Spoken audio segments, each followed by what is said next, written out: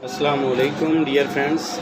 आज हम लाहौर में हैं अपने स्टूडेंट की शॉप में और हम हायर के रेफ्रिजरेटर का फ्रीज़र बॉक्स रिप्लेस करने जा रहे हैं।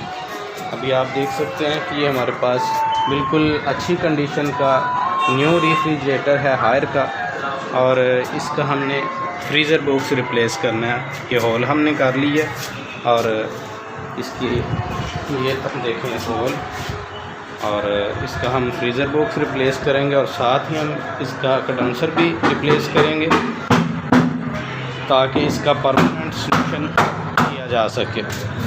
ठीक है, अभी हम लाहौर में अपनी एसी फ्रिज वर्कशॉप पे हैं, रचना टाउन में।